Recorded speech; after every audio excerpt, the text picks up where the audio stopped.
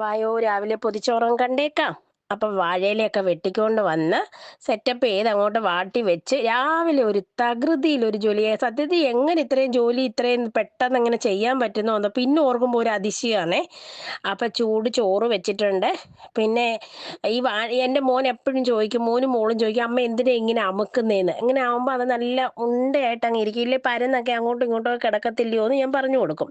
പിന്നെ വെണ്ടയ്ക്ക വറുത്ത ഉണ്ടായിരുന്നു. വെണ്ടയ്ക്ക വറുത്തതിൻ്റെ എങ്ങനെയാ ചേച്ചിന്ന് ഒത്തിരിയും പേര് ചോദിച്ചിട്ടുണ്ട്. ഞാൻ പറഞ്ഞു തരാം. എനിക്ക് രാവിലെ വീഡിയോ എടുക്കുമ്പോൾ ഒറ്റയ്ക്ക് എനിക്ക് വീഡിയോ എടുക്കാൻ പറ്റത്തില്ല. അതുകൊണ്ടാണ് ഈ വെണ്ടയ്ക്കയൊക്കെ വറക്കുമ്പോൾ എടുക്കാൻ പറ്റാത്തത്. ഇനി ഒരു ദിവസം അതിന് വേണ്ടി ഞാൻ ചെയ്ത് തരാം കേട്ടോ. പിന്നെ ചമ്മന്തി ഉണ്ടായിരുന്നു. കാന്താരി ഉണ്ടമുളകും ഒക്കെ ചേർത്ത് അരച്ചാണ് ഇന്നലെ വീട്ടിൽ നിന്ന് കൊണ്ടുവന്നിട്ടുണ്ടായിരുന്നു ഉണ്ടമുളക്. പിന്നെ നല്ല ബീട്രൂട്ട് തോരൻ. തോരൻ വേണോ മെഴുക്കുവരട്ടി വേണോ എന്ന് ചിന്തിച്ചിട്ട് അവസാനം പിന്നെ തോരനിൽ അങ്ങ് എത്തി. രാവിലെ ഈ അരയ്ക്കുന്നതൊക്കെ മടി കൊണ്ടാ. പിന്നെ അയല മേടിച്ചിട്ടുണ്ടായിരുന്നു, അത് പരട്ടി വെച്ചിട്ടുണ്ടായിരുന്നു.